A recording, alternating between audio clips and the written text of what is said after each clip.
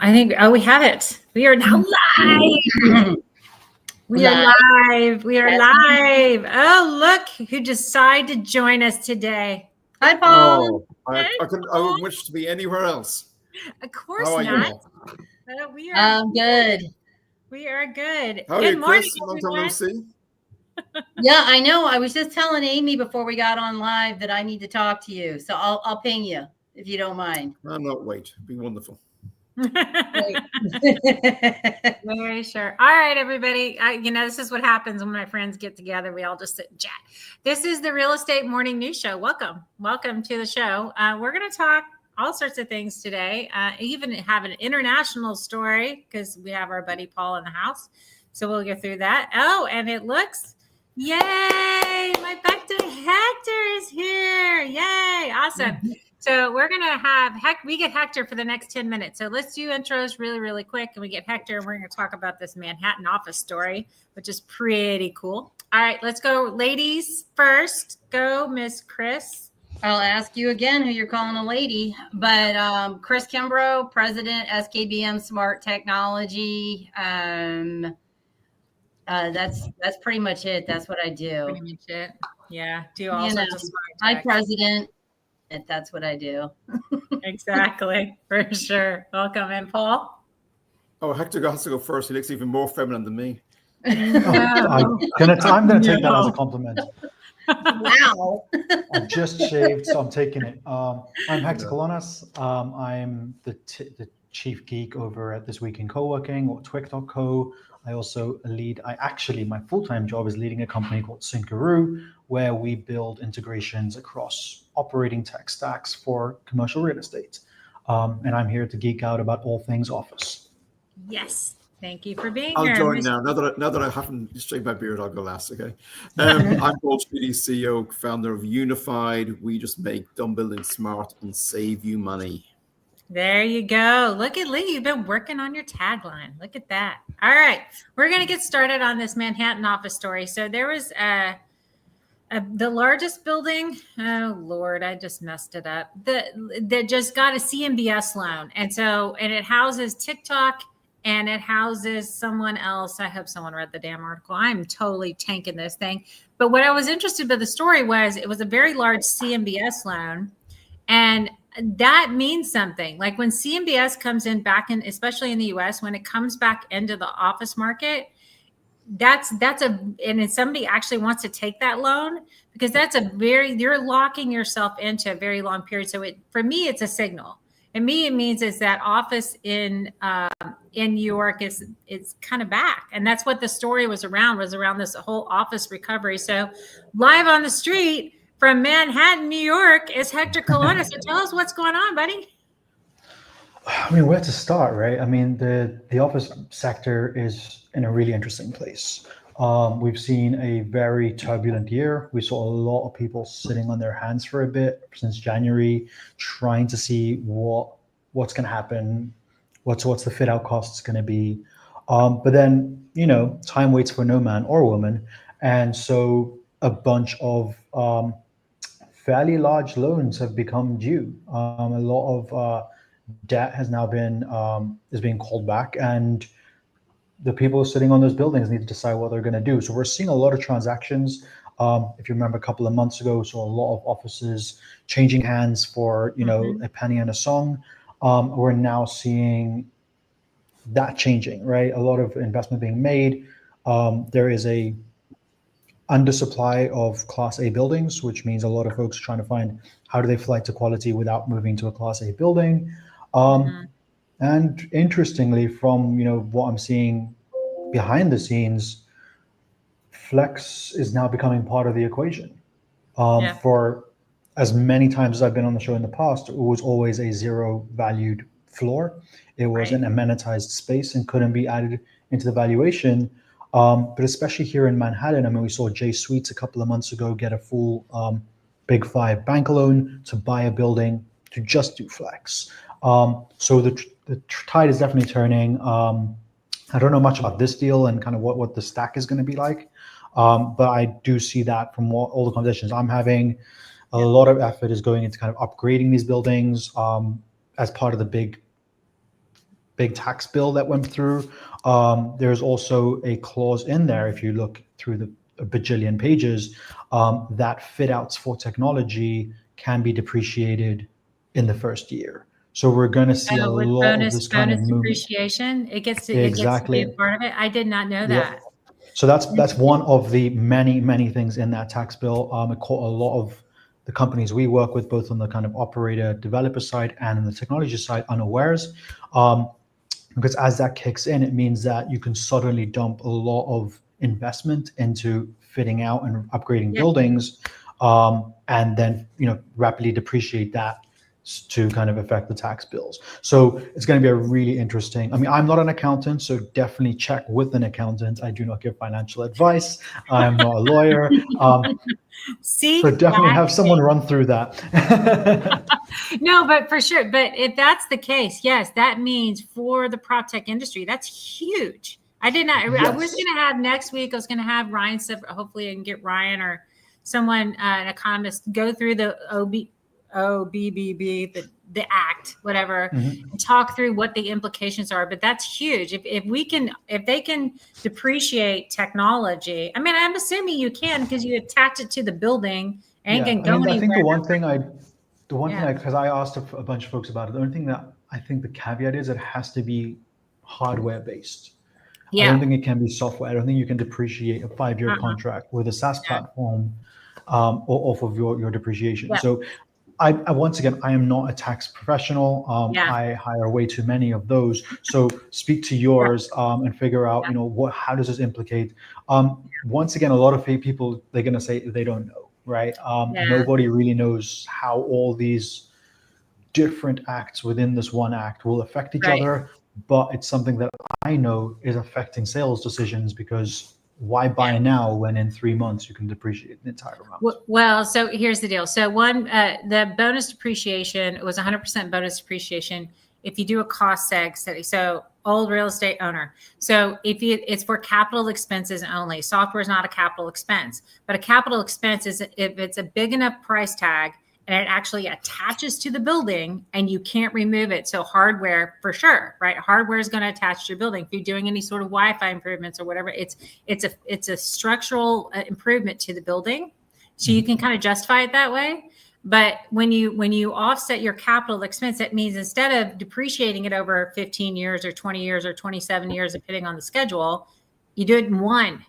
So you can take all that loss in that first year, which is great because it offsets any sort of gains. A lot of the investors like it because you can have huge losses that you can carry forward. So it makes the investment worthwhile because you're going to have a negative tax bill for a couple of years, which is great, right? You can roll it forward 2 years.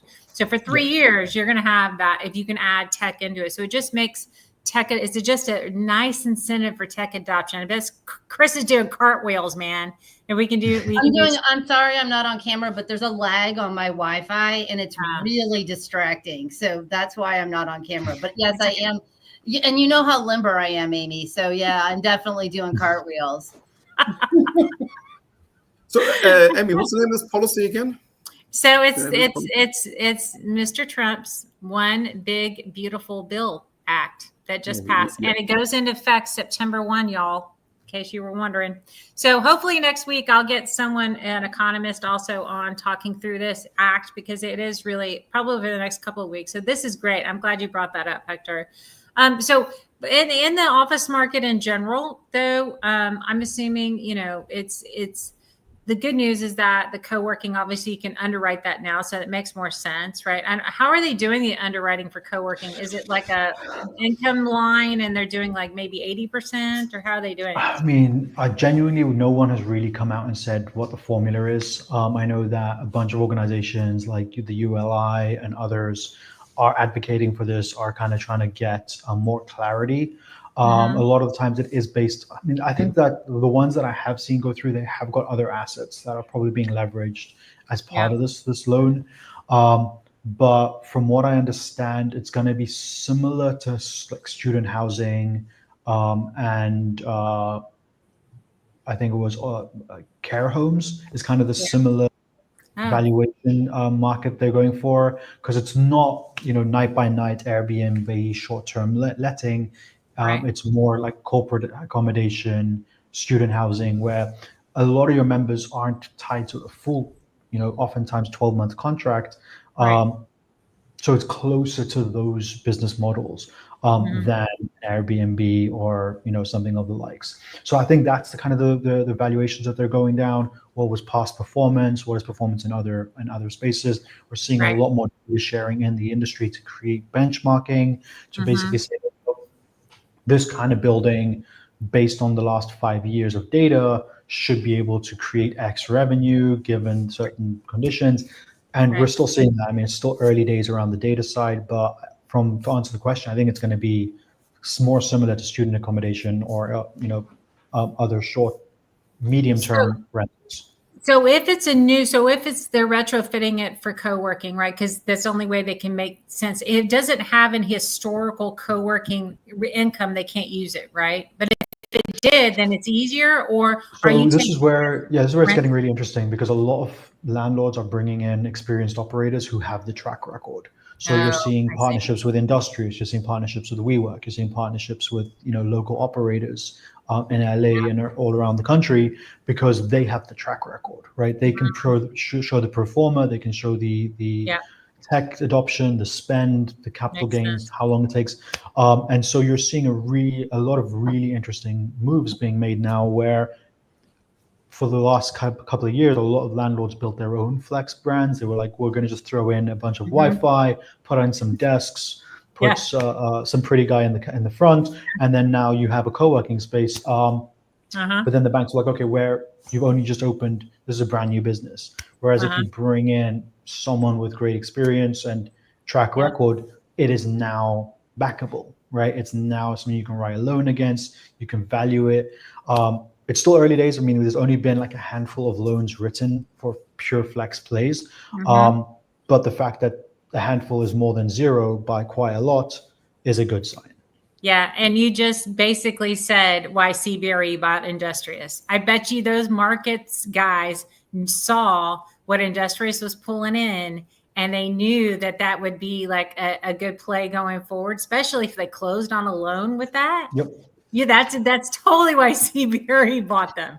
I mean, Is yeah. I mean, there's a lot of plays. I mean, CBRE got Industrious. Yeah. BlackRock has two brands over in the UK. Right. Who was it? Yardi acquired WeWork. So Yeah. there is a lot of plays being made where everyone. You had him. I'm sorry for interrupting. You had him on your show. I just wanted to personally thank the dude that Adam Newman didn't get that back. I mean, I want to shake that guy's hand because. I mean, he's coming with his new offering, right? So he's bringing in Flow, which is also offering a workspace service. So but it's tanking. It's going nowhere. I mean, I will definitely not go on the record and bet against Adam Newman. If I walked into a casino and he was sitting there, I would walk out. Somehow he will win. And so that's that. I mean, Paul, if you want to play that hand, I will definitely watch it. Because the problem with people like Adam Newman, I have no time for people like Adam Newman, is because he just ruins the reputation for everybody. He goes in there, all guns blazing, big blah blah blah, creates a complete false business, and then it collapses, and then everybody else suffers. I have no time for likes of Newman. Yeah, I know, and I'm not a fan, but the dude can raise capital. He got Andreessen Horowitz to invest in Flow. How did he do that? I don't know. Maybe because at the end of the day, he knows how to push valuation, right? He can sell the story to push valuation, and a VC investor, that's all they care about. Increase my valuation so I can get out. And he apparently knows how to do that. Juicy smell of roses. Anyway, moving on. So Hector, so Fora, who else was bought by BlackRock in the UK? So Fora and the Office Group merged. It is now one group entity. It's now called Fora, but it used to be the Office Group and Fora. They now are part of the same group. I know that they were looking at a 1.8 billion exit over the last couple of months, but I don't think that ever materialized. We might see a play. I mean, I know IWG is relisting here in the US. That's their plan as well. We've seen 4 IPOs in APAC, all for flex brands, And we've also seen Watso in Australia, who's essentially a OpTech, what is it called? Yeah. OpCo PropCo model, shifting almost all of their focus now into Flex. And they're publicly listed on the ALX as well. So it's a really interesting time where we're starting to see some big capital being thrown around in our industry. We're seeing a lot of roll-ups. We're seeing a lot of PE activity coming into the industry. We saw Thrive get a bunch of PE backing. We're seeing Cohatch grow really, really fast. We're seeing SpaceMate in the UK grow really fast. We're seeing Huckletree grow really fast. We're seeing Mindspace grow really fast. So we're going from like an industry where there used to be 3 brands that people knew to an industry now where there's maybe 80 or 90 brands who are all making moves. We saw the Flexi Group over in Australia create a merger between 4 companies. So a lot of muscle being thrown around as people are starting to realize that as soon as the first few banks make it public that you can fund based on reputation and on past performance, the game changes. Every building can now be valued with a Flex component, and that changes the game for everyone. So there's a lot of people making moves now. If it's too much to track, just head over to Wick.co. It's what I write the newsletter about every week. This is what I do. This is like understanding not only what the news says, but digging behind the scenes. It's why the Yardi team are on the podcast, and the WeWork team, and the DeskPass team, and the Liquid Space team. They're all there kind of just digging into what is actually happening behind the scenes, because it's a lot more involved than what did Adam do to the industry, right? There are hundreds of brands doing amazing work, supporting tens of millions of users across their spaces.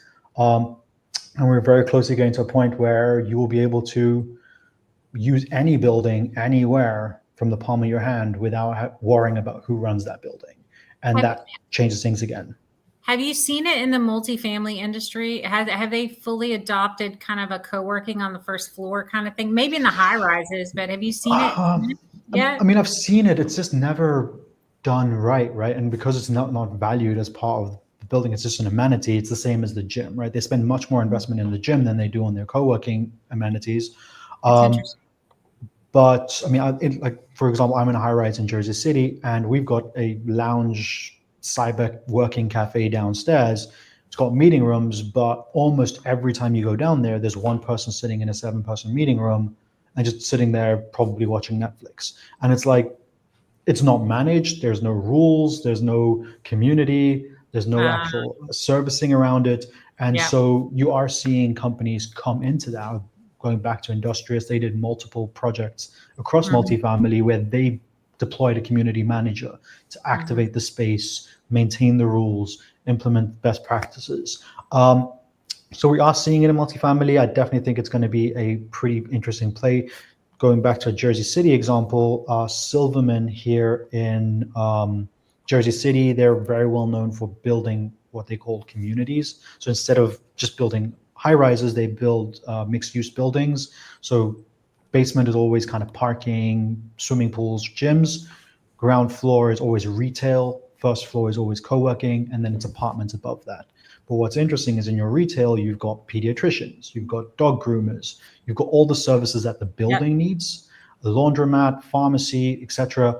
And they encompass all of that, and they're charging much higher premiums for their multifamily units than anyone else because of the access to all these things. And it's a fully fledged co-working space, separated tech stack, separated business. It just happens to be part of the same group. Yep. And it's public facing. So it's not just serving the residents and the thing. Exactly. It's mixed use, right? So some of the multifamily, they can't necessarily have it public facing. They could, they violate zoning ordinance if it was in a residential area, right? And so you have to, it has to be true mixed use zoning in order to get away with it, right? So none of the brownfields, if they went in, they would have to request a zoning change or a variance or something like that to have a public facing co-working space. Correct. So, yeah, no, it's interesting.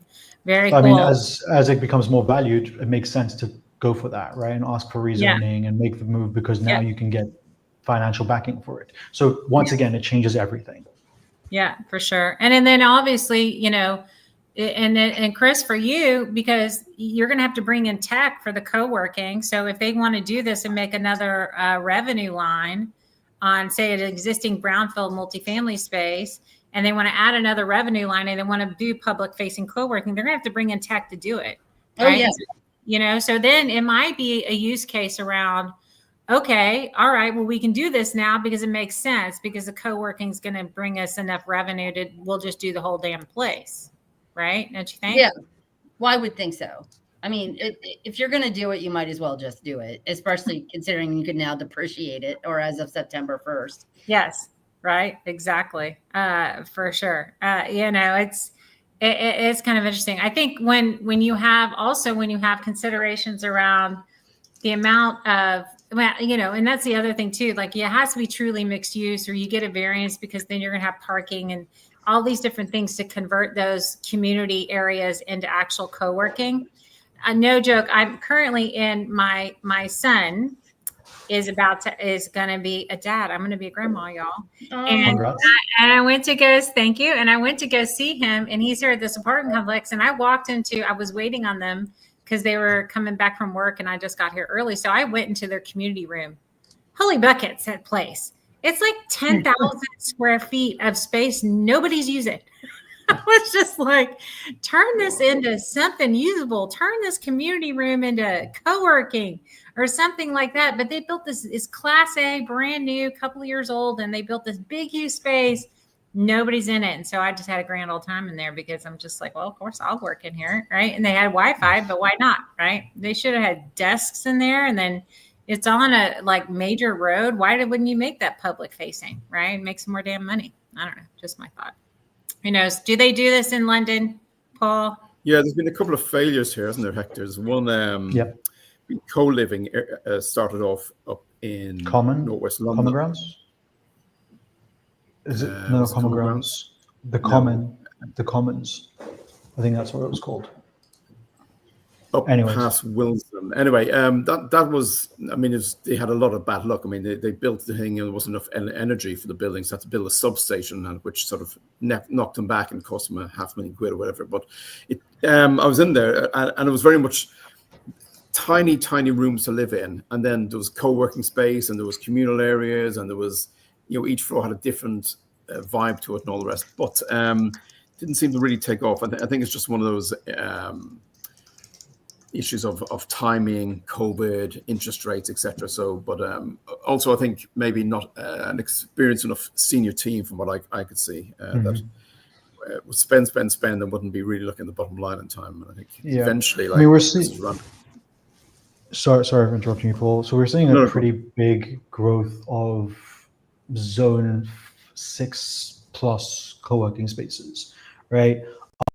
Which, if you don't know much about London, there's not that many high rises that far out, but it is, I'm going to say, laborious to get into Zone 1 and 2 where all the offices are. So we're seeing a lot of co-working spaces pop up in these horizons to give that, you know, you may have to come into the office in central London twice a week, but the rest of the week, you don't want to work from your house where most times you have a flatmate, or, you know, it's an old house, or the internet's not that great. So giving them access to these secondary locations. Work clubs are very, very popular here in the US and in the UK. Patch are doing tremendous work across town centers where there isn't. People used to go to the town center just to catch the train to go to the big city. Now they go to the town center, they work there, they're rejuvenating the area, they're spending money on lunch, they're spending money on the local Waitrose or the Tesco, they're sitting in the parks. They're creating a whole new vibe in those town centers. So it's really interesting. It's a slightly different model from here in the US where everything's a high rise. In a multifamily, there it's multifamily, but it's kind of out and flat. Interesting. I think days like today are going to be an issue because it's 32 degrees, 33 degrees today. Nobody has air conditioning in the UK at all. I think a lot of people sitting at home today will be going, not true. That's not true, Paul. I bought my daughter a portable air conditioner because she wilts in the heat. So she's sitting in Leamington Spa with her portable air conditioner today. Okay, there's one person in the It is UK. one person, and I'm the sucker that paid for And it. she's an American, is why? Because she came Yeah, over exactly. there. Yeah, she did. It's I like, know, I want seriously, PMAC, it's man. too hot. It's too hot. I'm like, oh my goodness, wilting flower, that one. We'll make a man of her. Ah. But yeah, I think days like today where people are working from home going, oh God, give me an air-conditioned office, please. We'll see. But yeah, we don't really get much of the summer. We've had 4 heat waves, which are like, barely a blip in compared to you Americans, by the way. The news has been dominated today. That's not. Say it again. Is it cloudy today or the sun's shining? No, sun is out and it's 32 degrees and that's good. yeah, and the news is, we're having a heat wave and people are going to die. It's 32 degrees. It's not Saudi Arabia. Chill out a bit. Anyway. So for our American friends, that's 89 degrees Fahrenheit. Thank you, Lord. I could not do that conversion in my head. I'm so thankful when people do that for me. Yeah. So it's like not even 90. Come to Austin. It's 100 degrees for 100 days. Exactly. On that note, I'm going to go run outside in the sun to my next meeting. Folks, I have to hop out. Thank you for having me. It's great. Absolute delight hanging. Yeah. Take care. See ya. See you soon. Yeah. So let's talk to the next story. Thanks for Hector coming on. Let's talk to the next story. So since we have Paul on and he travels the world and he just got back from Vietnam, but this is not Vietnam. This is Hong Kong. So there's a story. HSBC apparently is the largest commercial real estate lender in Hong Kong. And the story was out. They said 73% of their loans are at risk.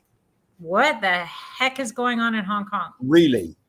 Wow. Yeah. I was actually with HSBC in Hong Kong about 5 weeks ago. Yeah. This article just came out. Came out. You have to send that through to me. Because I didn't know that. That is shocking. That's shocking. Is it? Because that doesn't make sense. Wow. Yeah. Is there a lot of vacancy? That's what they were saying. There's just like a lot of vacancy in a lot of people. I mean, when the sort of riots happened there a couple of years back, a lot of people left. Certainly nearly all of my expat colleagues over there left Hong Kong. It all got a bit silly. And it got silly based on a lot of the young people coming along going, oh, we have to have democracy, blah, blah. The older people in Hong Kong, who I've got lots of friends in, they know that Hong Kong exists because of China, and they're just like, oh, shut up. It's fine. But yeah, it's all stoking up the whole democracy thing. I mean, quite frankly, I've just got back from Vietnam where, again, I could sit outside in the street with a coffee and a croissant and my phone sitting there on a table, and nobody's going to rob my phone. And the same situation when I'm in China. And I'd rather live in that sort of society than one where I walk in the street and someone's going to mug me every 5 seconds. Anyway, getting back to the story. So I know a lot of people have left Hong Kong, and the UK especially, they gave free visas for people in Hong Kong to move to UK. And I certainly know several national Hong Kongers who have moved here. But Hong Kong was thriving. I mean, I have to say that I was only there like 5-6 weeks ago, and it was the first time I seen Hong Kong get its mojo back. So my gut feeling was, and it's just a good feeling from being there, was it had found itself again. It was back, and it seemed to have an energy. And from what I saw, business was getting back on its feet again. Now, maybe it's been bad for so long that's why you got so many at risks now. But property prices are crazy there. I mean, you get nothing per square feet. The properties are so incredibly tiny, I can't tell you, and incredibly costly. We pay a lot of money here in London, but at least we can actually swing a cat, but you can't swing a mouse over London. It's just incredibly small where you have to live. Wow. But it's interesting. I mean, HSBC has been there forever and a day, and they're literally the bank over there. But that's an interesting story. I mean, what we saw in China was, of course, the sort of slow decline collapse of Evergrande and people like that, because the loans were so huge. But actually, when I was in Vietnam last week, I was with the chief economist over there for the professor of economics at the university, and he was saying that behind that headline of 5 or 6% growth, he said there really was very little growth happening in Vietnam. The growth was on the back of banks and other areas which is not really proper growth as he describes. But like if you look at the biggest company over there, which is Vin, and Vin has a car company, VinFast. It has Vin Homes. That company's holding 35 billion in debt. Holy buckets. Okay. But only, I was like, well, that's not a lot considering it has a car company, has this, has that, it's got a huge number, vast numbers of high-rise buildings. But then I realized that the entire economy of Vietnam is only 400 billion. Wow. So when you look at one company holding 35 billion of debt in an economy that only has 400 billion, you go, oh, wow. Yeah, how is it going to service that? For sure. Yeah. Now, saying that, I have met Vin, some of the Vin operation groups previously, a few years back, and they are really doing some amazing work. I mean, the car brands, the brand they have is just fantastic.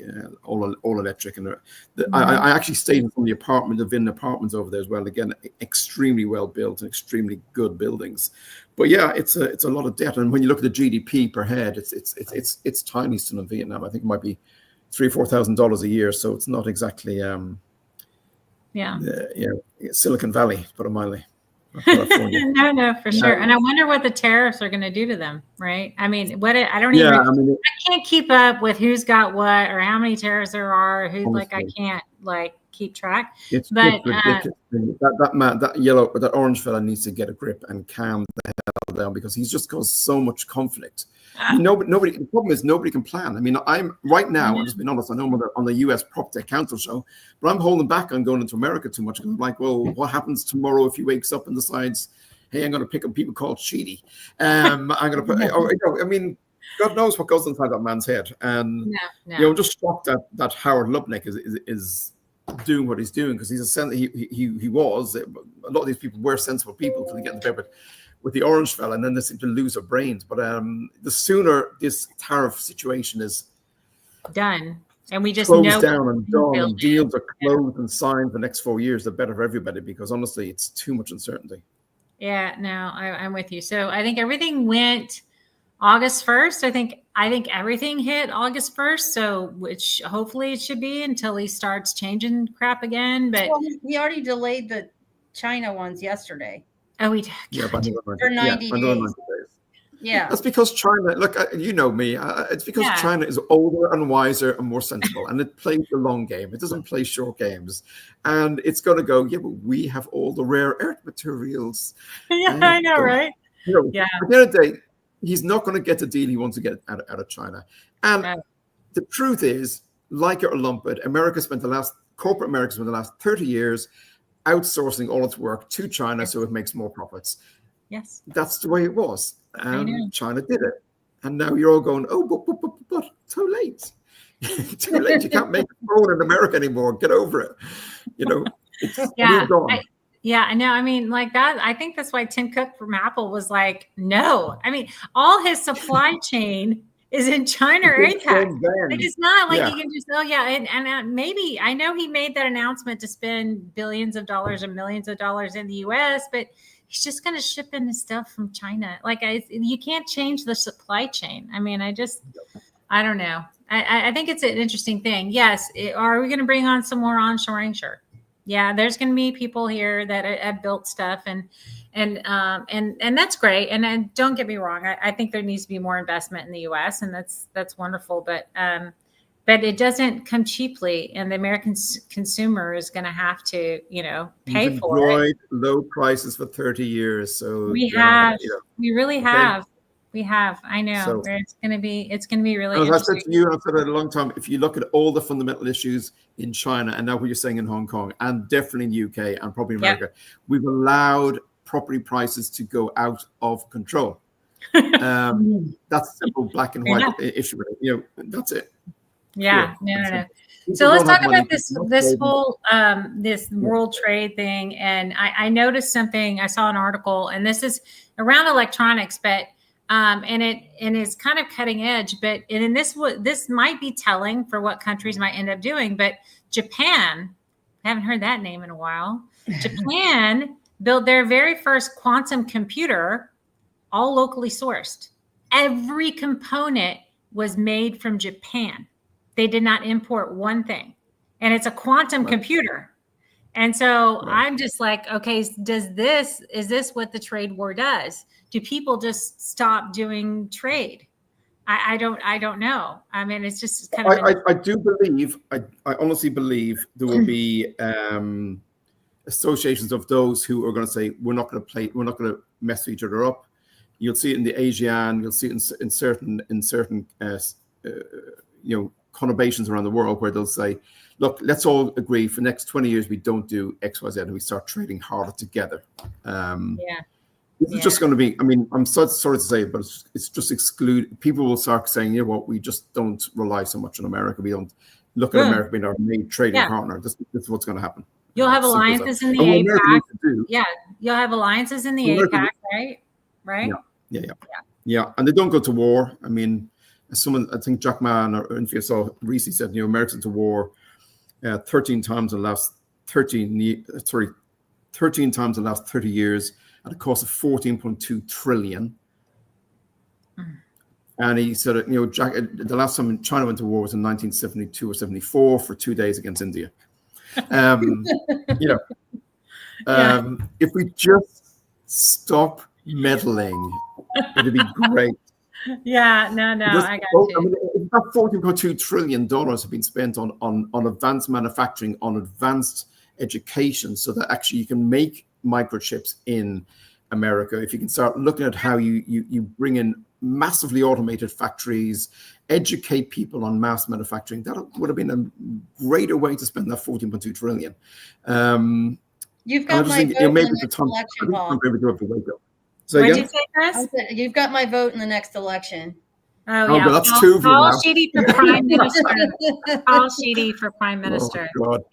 I'll take over that. Okay. No, but I just think we all need to start thinking a little deeper and a little longer. The thing is, it's all about long-term thinking here. And I think this is where, you know, property always wins that way. But I think politicians have got to change and realize if you focus longer term on education, on what is going to happen in the next 20, 30 years, and this is where you need the Democrats and Republicans say, okay, but let's just agree, 20, 30 years, this is where the country's going to go, and we don't mess around. Hell no. We can't do that here. It'll never happen. Are you kidding me? Never. But this we have an 8-year time horizon, and that's if they think they're going to get reelected. Like, I mean, you know, I know. I know, Paul. We're living in a utopian world. We gotta get used to. But I think at the end of the day, the business folks, the entrepreneurs, and everybody else, we just like whatever the government throws at us, we just kind of bob and weave and go around it and figure it out and do whatever and make do. But I wish we had a 20-year. Can you imagine the economies if a government stuck to what it said? We're going to do this 20-year plan and we're going to stick to that. And can you imagine what Elon isn't that what Mao did? Did he? Yeah, and it's what's happening right now in Saudi Arabia. It's what's happening in Dubai. What happened in Dubai? I mean, you saw Dubai come from literally an outpost of a desert with nothing to suddenly it is the go-to, like, because it made the big long-term decisions and it brought in and stability. I mean, you just got to have stability. That's it. I mean, this is where I look at certain countries. I go, actually, you know, they're not going to move forward because, again, law. You have to have a sense of, you know, you run a country that is law abiding and has consequences, etc. But you know, we'll see. I think we got to get a generation now who look at globally at what's happening around the world and say, actually, we need to take some more deeper insights from these countries who are actually going longer term in the right direction. I mean, look, I left Ireland at 18. Let me tell you, Ireland was a dump when I was 18. I couldn't get out quick enough. Finished my last A level, and I was on the next plane out of there because I could not leave. And there's no Celtic Tiger, but the Celtic Tiger arrived in as I was leaving. And again, you know, Ireland has done. I can't believe Ireland's now the fifth richest country in the world because it focused on education and it literally decided we're going to educate our kids into what the jobs are going to be in the next 5, 10, 15 years, which is why that and tax policy, why Apple and Twitter and you name it, X or whatever, else, all set up in New York. But it was good long-term thinking. But I think, you know, I was just going to bring up a point about education in this country, which is we're moving towards, you know, making children less aware of what's going on around the globe, right? Well, and so I don't think you're going to get a generation in this country that's going to, for a while now, that's going to be like, hey, let's look at what's going on elsewhere and, maybe pay attention. And they don't know history. We're not teaching history anymore, at least not, comprehensively, let's say. So, without rose-tinted glasses, doomed to repeat it. So, not to be all doom and gloom, but I mean, I do think that we're, shooting ourselves in the foot as usual when it comes to education in this country. Well, my 7th grader, he's in the room and just picked up his ear saying they're not teaching history. No, they are. He's not going to escape it. Yeah, well, I was exaggerating. I did tell him I was exaggerating. No, for sure. All right, let's switch gears for a second. We're going to talk about zero emissions multifamily apartment complexes. So there's one. So the story came up because they're building one, which I find really hilarious. It's in Troy, New York, which is right outside of Albany. It's not even in New York City. It's called the Troylet. It's I lived 45 minutes from there for decades. You did? Oh, yes. I had no idea. Okay. Yeah. So it's a zero emissions multifamily apartment complex. And it's not the first one. They built one in Washington State like 20 years ago, which is totally fine. But now it's coming back in. And so here's my beef. And Paul, you're not going to like it, but zero emissions in the United States is a fallacy because what they want to do is they want to electrify everything. But every electric power plant in the United States, 90% of them are coal and natural gas. So how is this truly zero emissions when you're getting your electricity from fossil fuels? Like, I don't understand this. I'm like going, you're buying carbon credits or, No, they're just greenwashing. I mean, honestly, the sales of green paint has gone up amazingly high because everybody's buying green paint it's complete nonsense. I mean, I would say I was actually this morning with an engineer from Chile, and he was saying that in Chile, they're moving to about 95% solar, 5% wind is the plan.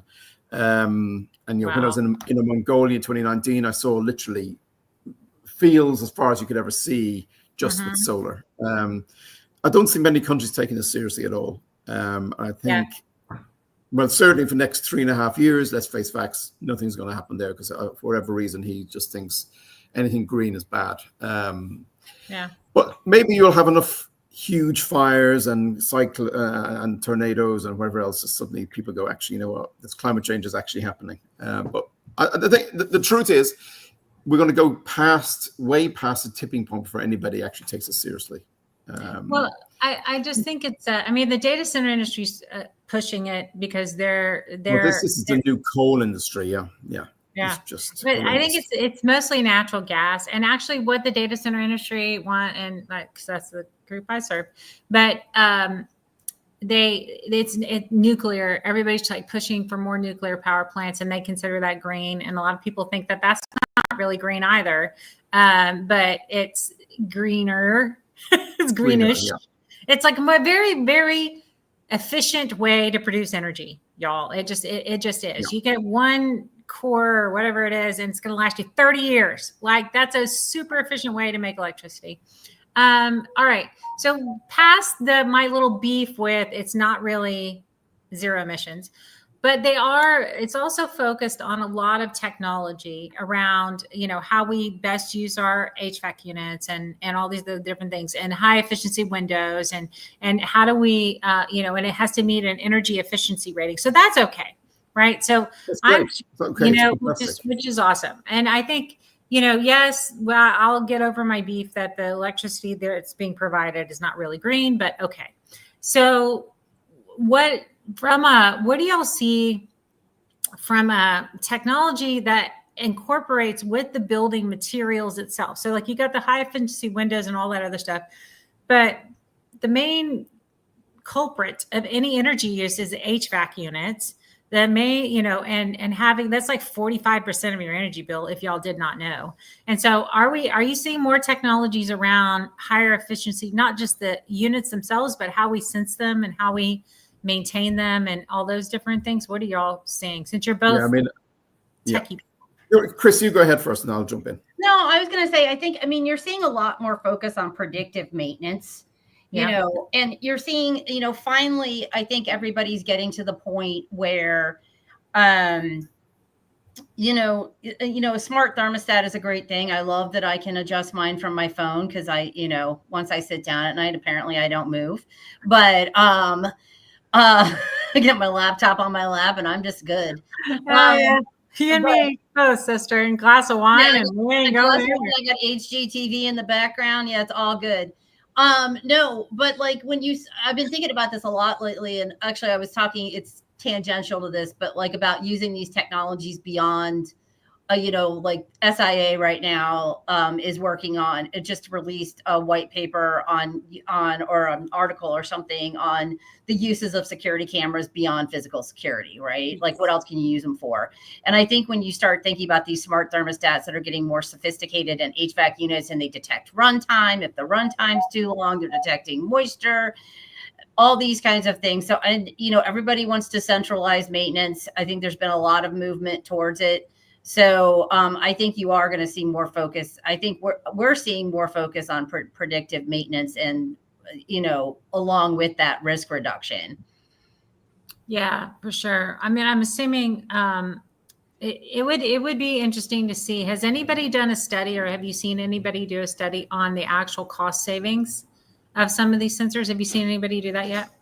There are a lot of them out there, but they're all like provided. The ones that I've seen, and Paul, maybe you've seen some other ones, but the ones that I've seen are all provided by the vendors of those products. And so I don't think I've seen anything that is showing those cost savings, across vendors. Interesting. Okay.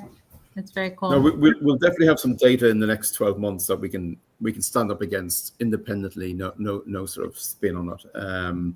Where we're going on AI, we work with some phenomenal companies now. What we're going to on AI is not looking at correlation of data in terms of it's causation, and the predictive analysis piece as well in buildings. I think what we're looking to build our digital twins is that we have a high-rise building here. We look at all the other high-rise buildings around it. We look at where the sun is coming up and going down 365 days a year. How many of those floors are going to have shadows of other buildings around it?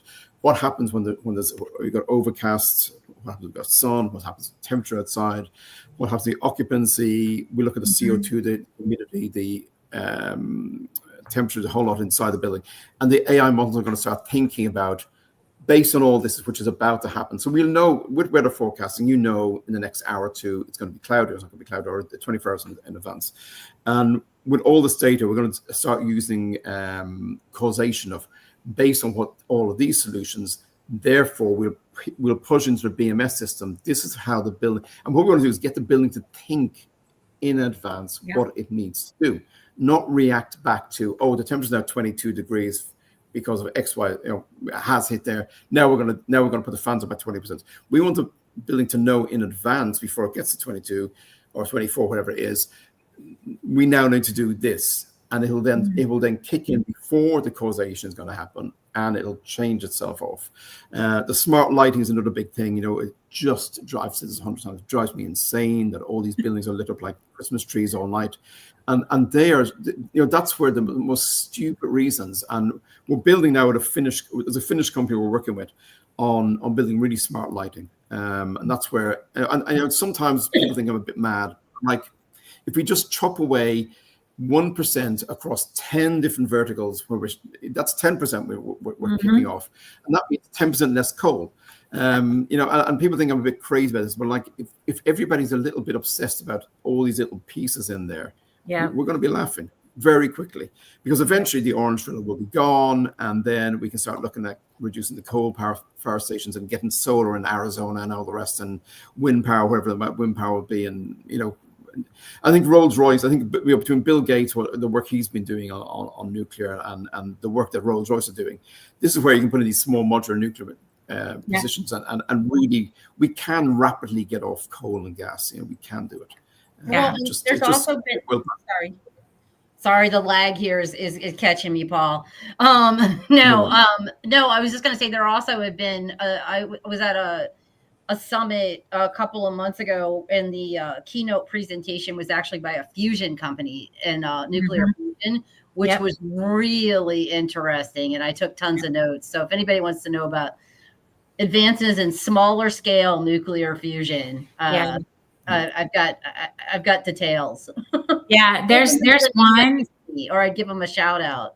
Yeah, no, it's fine. There's one that I saw that they did diffusion as well, and it produces energy, and they can turn mercury into gold as a byproduct of the energy that they're creating. Like, it's trippy. I was just like, really? And it was in a science. I was like, well, okay, this is fake news, but it was actually in a very reputable science magazine, and so I was like, of course, all the mercury's in China, I'm sure. I know. So it's not in the U.S., right? It's like, I have no idea where the mercury is. Just another thing China needs, more gold is what China needs. It's crazy town. All right. So besides, actually, look at that. We made it. Is there anything happening on interest rates over there, by the way? I know you all so excited a few months back. It was they're not going to do a damn thing. Jerome Powell's going to dig in his heels now that Trump has ticked him off. And, I think, Jerome's going to have to go before anything changes. Well, and inflation held steady this morning. Oh, did it? Okay, well, yes, held steady despite a rise in consumer prices. So I don't really understand the economics of that. But no. And like I heard I saw a car commercial. Oh, no, I saw an article. I think it was from the AP maybe yesterday or the day before that like car companies are actually paying the tariffs. So they're not passing them on to consumers. It's going to be interesting to see how this is going to play out. Yeah. Yeah, because I can't imagine these altruistically, these companies paying, these huge corporations paying the tariffs and cutting into their profits that they're so used to. Yeah, I do know that the prices have been dropping in autos like for a while. It just naturally, because it's a high ticket item, right? So those, because of the inflation of what was happening, they're starting to drop. And I'm seeing it anecdotally because I just happen to be car shopping. And so I'm just like, oh, well, that's cool. I didn't expect to get that cheap. Okay. Yeah, no, I just bought a car in March and I got a new car, brand new, 22 miles on it for the price of a used car. Wow. That's crazy. In Texas, Amy. I went to Texas. Oh, I bet you did. I sure did. Best state for everything. Was the inflation really flat, or did the person who's going to release the figures realize he didn't want to lose his Oh, job? there you go. Pure labor statistics, girl. Like, okay. Yeah. God almighty. Talk about it. Just, I love to see you and Trump get into a room, Paul Sheedy. That would be hilarious. Please arrange it. I beg you. I bet that would be so. I might actually go to a gym and fight ready for it. The secrets, because everybody watches the show because we are so cool. Secret Service would be warned about you. I actually had somebody link to me on LinkedIn last week because they saw me on this show. Yeah, see, we have fans. We have fans. Really? I thought it was only us three. Yeah, Paul, thanks for the connection. Yeah, for sure. All right. Well, this has been a fun show as always. All right. So Paul, if somebody would like to get a hold of you and commiserate about the orange guy, how could they do so? They can get me on email, they can get me on LinkedIn, they can get me on all the usual social medias I don't use. Anyway, go on. Yeah. My email is ps@unify.id, okay? There you go. And Chris? Just add to my inbox. I'll eventually get back to you. Go on. Yeah, no, LinkedIn. I'm easy to find on LinkedIn. As you can see, I spell my name weird. So I come up, I'm easy to find, and I do respond to. If you're not trying to sell me a franchise, I always have to say that, or tell me something that I just do not need. I've started checking people. I know. But yes, I do respond to legitimate requests through LinkedIn. Yeah, I know. Those people are nuts. Like, stop it. Okay. I don't know what LinkedIn marketing guru started this horrendous craziness, but knock it off, man. I don't want, yeah, I know. Don't get me started on that. Okay. Very cool. And so for Hector, if y'all want to get a hold of Hector Colinas, who was on the show earlier, he's at also on LinkedIn. His company is called TWIC, which is TWIC, which is This Week in Co-working. So twic.co. If you want to get a hold of Hector, he produces a weekly newsletter that is awesome. And it covers pretty much everything in co-working. Like, if you really want to know everything about co-working, you got to subscribe to Hector's newsletter. This has been the show, the Real Estate Morning News Show of the U.S. PropTech Council. My last plug is, if you are not a PropTech Council member, well, that's just silly. You should be. So go to proptechcouncil.com. Yes, it's super silly, because we are the cool kids, man. We are the cool kids for sure. Oh, we're drinking Kool-Aid all day long. Go on. All right. Thanks, guys, for coming. We'll see you next week. It's been wonderful. Bye now. Thank you. Bye. Bye.